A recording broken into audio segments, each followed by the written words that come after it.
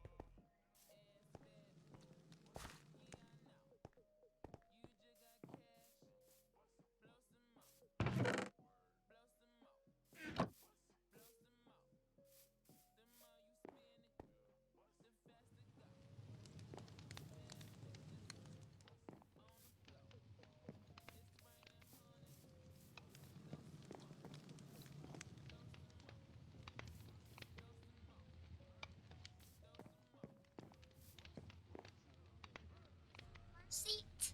No.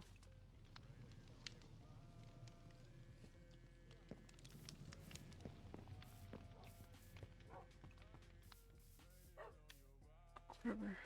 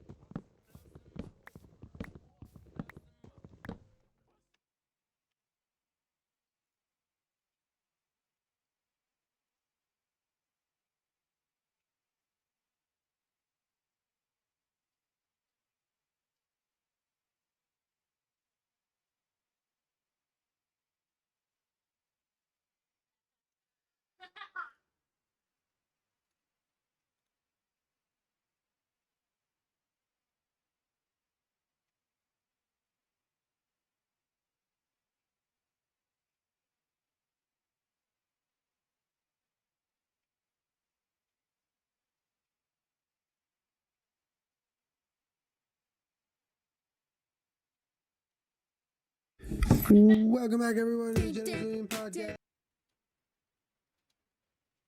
Safe, but also fun. Oh my god! All right. So we're gonna do some stuff. If I'm a little draggy or this is a little short or whatever, it's because Vlogmas. It is. It's us. Yeah, and I was a day ahead, and now I'm like a day behind. Yep, me too. Like my vlog should have been up this morning, and it's not up yet. Me too. It's been weird because you have the schedule, like the massive schedule increase of workload for Vlogmas, but then you also have everything else normally carrying on. Yeah, it's very crazy. Yeah, it catches up with you. So my apologies. It's okay, Julian. We love you.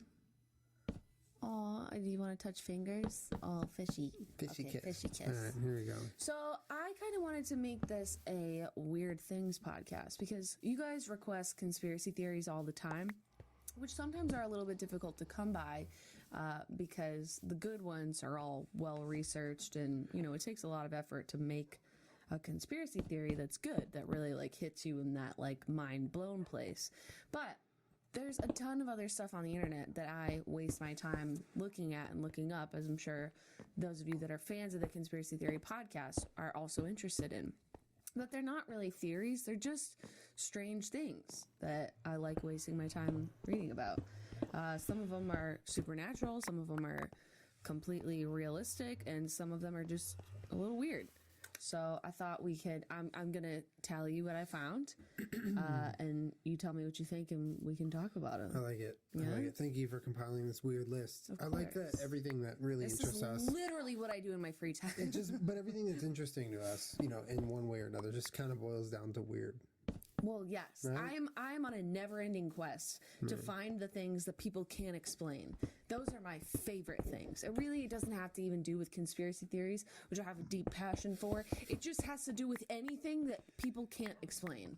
I'm a gigantic fan of. I think that's intriguing. I agree. I think when you come to something that nobody really knows exactly what it is or how to... That's my favorite. This is why I watch a lot of like Dateline and like, murder shows. And, like I'll sit up at night and watch these things and I'm like, what is wrong with me? Like, is this like murder porn? Like, why am I watching? Why am I so interested in it? And sometimes it's just that you can't explain why or how, or some of it freaks me out. I don't think there's anything innately weird or like off about someone who's intrigued by something like that. Like, if anything, I feel like it's natural. Humans are voyeuristic. They're curious. They want to find things that kind of baffle them. They want to like be challenged, and so we're inquisitive. Yeah, but I mean, just like Peachy. Well, it's like things like that can't be explained.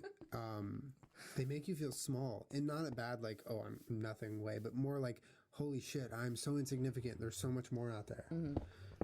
That's why I love shooting clouds, because it's like they make you feel so insignificant. They're so big and monstrous, and you're like, look at what I'm looking at right now. 24/7. A, because I'm looking for UFOs, but also B, because I genuinely enjoy just looking at the sky and stars. Like you were saying, I've never been to Oklahoma with some of those crazy skies because of those storms. I've never seen like a whole shelf of clouds, but I've seen a lot of big clouds. We were talking about that. And a big reason why I'm intrigued by clouds and large clouds and big cloud formations is because when you look at something like that, there's something so like visceral about being, you know, in the presence of something so massive. Yeah. And you see it with your own eyes. You're like, you're right there. You're the biggest thing I can imagine. Right. And you're right in front of me. We had that conversation a while back when we were talking about clouds because you were really excited about like big storm clouds in LA, and I was like, dude, these aren't these. Yeah, for Los Angeles, they were very big. Yeah. But when you are in the presence of like a storm, which I'm sure a lot of you have seen, like the one that I'm thinking of in particular was when I worked at the day camp in Boston. And it was coming over the water, and it was like, you know how you'll see a storm or something. I've never been in a hurricane, I've never been in a tornado, but it all of a sudden it goes from wow, that's something, to you feel fear like inside of your stomach. Yeah, and in a way of like, I don't know what's gonna happen right now. Yeah. Like seeing a storm that size just like really puts fear in you. It's crazy. Yeah. And I honestly, like I've considered, you know, I probably will at some point, but I've considered multiple different storm chasing. Well, they have storm chasing tours. Yeah, nuts. They have tours, and I follow a few storm chasers on Twitter because there's a lot of them that I've found who are really good about documenting the different clouds. We're seeing the different formations, the pre-storm clouds, the post-storm clouds, they're looking everything. at it from a scientific perspective. Yeah, but they break it down on Twitter in a way where you're just like, oh, I kind of understand what you're saying. But they have tours, and I would do it. I would fucking do it. I just don't know like how it would work. Not like a tornado though, right, fam? Like no, like they have storm chasing tours in like Oklahoma that I would love to go on. Like Tornado Alley shit. Yeah. Boy, but I mean, you're with professionals, you know. I'm okay. You know, you're gonna just don't get caught up Schitt's Creek without a paddle. Why would you name a creek Schitt's Creek? What an asshole, dude. It was probably a really beautiful creek. There probably is a creek named Schitt's Creek. No, there has to be. Yeah, because of the saying. Yeah, if you drive from Boston to upstate New York, you see some goofy ass fucking creeks. It's like dead woman floating creek, and you're like, tight dog. No, there's not. Yeah, there is. There are all weird kinds of fucking creeks and shit up there. They name any sort of like running little brook, and they're like, yeah, this is a man sitting up straight creek, and you're like, dude. Is it all official, or is it just arbitrary? No, it is. They have their little signs on the side of the road. Interesting. I'm interested. You know, there's a road sign in New England that I'd never seen until I moved there. It says thickly settled. Tell me if you see a road, it's yellow, and it says thickly settled. What does that mean? Means the snow is probably thick or something? I don't know. No, it just means like densely populated. What? Wait, really? Like thickly settled. Settled like a settlement? Thickly settled.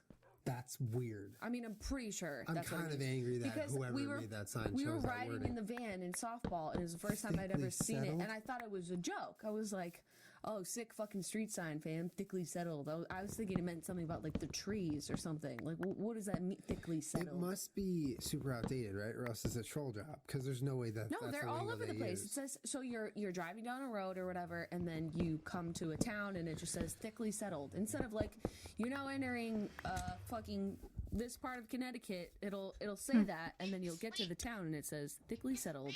I think it's referring to neighborhoods. Do you know what I mean? Yeah, low-key thickly settled. Yo, low-key thickly settled, though. Yeah, that's weird. Anyways, let's get into some weird things. What do you say? Yeah, let's do it. Okay, so the first thing that I found is called quantum entanglement. My source here is popularmechanics.com. I'll read it to you. It's the best way to, whatever. Here we go. Quantum mechanics boasts okay. I'm basically just reading it to you. Quantum mechanics boasts all the sorts of delightfully odd features. There's the fact that two separated particles can interact instantaneously, a phenomenon called quantum entanglement. Einstein disparaged the theory, which he called spooky action at a distance. But there is significant evidence to support the theory of quantum entanglement. And there's another phenomenon called quantum superposition. Yeah. This principle of quantum mechanics suggests that particles can exist in two separate locations at once. Talking like atoms or like little shit, particles. Yeah. Physicists from Stanford University have now demonstrated the superposition of a group of atoms over a greater distance than ever before, 54 centimeters or about 1.77 feet. The largest distance ever achieved before this was less than a centimeter. So that's a pretty big deal. Yeah. Quantum superposition is made even more perplexing by the fact that it can only occur when the particles are unobserved. Bullshit, dude. No, listen. Simply by observing a particle in two different quantum states, you cause what is known as a wave function collapse, and the particle again exists in only one state or the other, and in case of superposition, only one physical location or the other. Therefore, measuring the particle in superposition is incredibly difficult. It gets better.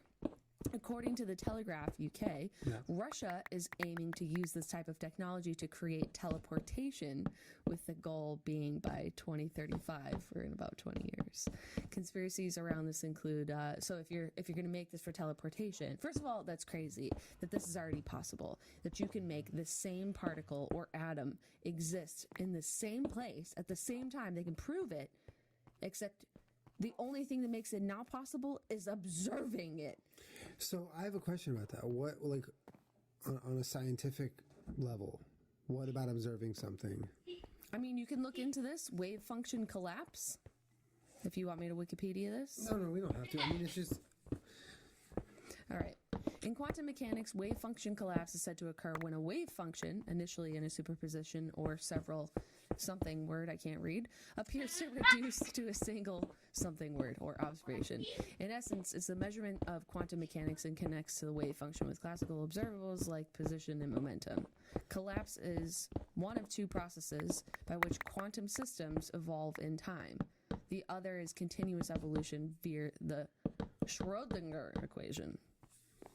It makes it collapse. I don't know how else to explain it to you in a way that either of us could possibly fucking understand. I feel like there's nothing that we can find right now that would make either of us understand why that's a thing. Well, you'd have to have a thorough understanding of quantum physics. Which we don't. Which we can't get right now. I mean, I took it, but I don't fucking know it. You took quantum physics? No, I took the one between that and physics. So physics, HP physics? No, the one where it's like harder than physics. Okay. What's that one called? I don't know. Harder than physics. It's called harder than physics. Not like a sexual mechanics. innuendo, just harder than physics. Yeah, something harder than physics I took. That's really interesting, but yeah, I feel like I would need, like my cousin, she's studying, I believe it's quantum physics at MIT. I feel like I need like a genius like that to kind of just sit me down. And be well, like, even then, it's hard to understand because you'd have to understand the formulas. Yeah, but there is ways. But okay, but like everyone can understand what this is saying, right? Yes, you understand what this is saying. Yeah. That they've been able to make a particle exist in the same place at the same time, and that by observing it, it makes it collapse so that it only appears in one physical state one time. Mm-hmm. You understand that, right? Yes, I get that. You understand how fucking crazy that is? Well, yeah. Yes, I do. I understand how crazy. So Russia's looking, this is what's crazy. Russia is looking to harness this technology for people in 20 years to be able to teleport. That's reaching. Is it though? Is it 20 years ago was what? 1995? 6? What year is it? 1996. In 96, we had no cell phones. We had no like really fun laptop. We had shitty laptops maybe. Desktop computers. Advances in technology, not advances in literally. But this is the same type of thing. No, I agree. I think reading something like that is cool because it's like, oh, it could really happen. I just think 20 years is like, whoa. Look at this. You have one of the most powerful devices in your pocket every single day. But look. It's still right here. It's not moving. It's not teleporting. No, but babe, it's feasible. I'm blown away by it. All I'm saying is 20 years. I would bet higher. Okay, but let's not get bogged down by that. I want to talk about the fact that they can make two particles exist at the same time in different places. That's insane. So it's one particle, and it's kind of just being duplicated. Yeah, in two places. So when it exists, so say it exists right here and right here, because they said superposition they could reach almost 2 feet apart. Right. So say one's existing right here, one's existing right here. Yeah. Right. All the characteristics about particle A, or the particle before it was duplicated or brought over here or whatever, are those then assumed by the second particle, or do you even refer to it as the second particle? See, so this is the thing. So obviously there's a lot of conversation about teleportation on the internet, and some conspiracies around this include if you go in a certain way, like say Julian walks into the teleportation station here, and you want to go to Paris, France, that the you that comes out on the other side Yes. may either physically not be you, or mentally, emotionally, psychologically not be you. There's so much room for things to get jumbled and mixed up. Here's what that brings up in my mind is, if there's no guarantee in this technology or sort of turn of events that, you know, particle B or particle 2.0 is going to be the same makeup as nobody particle knows 1. that. So considering that, we could have already we could be doing this right now. This could exist in teleportation form right now, but there just might be different versions of us that we're not mentally inside of them. Right. Well, that's parallel universes and all of that stuff. No. I'm talking about like this energy, this science was harnessed into a form of teleportation, right? And in trying that, there was no guarantee that the teleported person or molecule is the same mentally or sentiently, is that a word, as the person who was duplicated or was.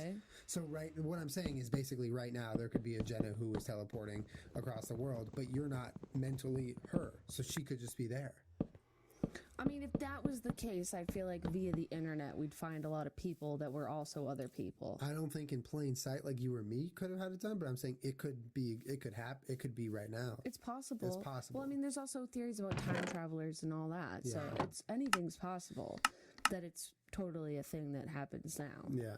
But I think it's insane that, let's just play along for a second. I'm playing along. Say that Russia develops teleportation by 2035.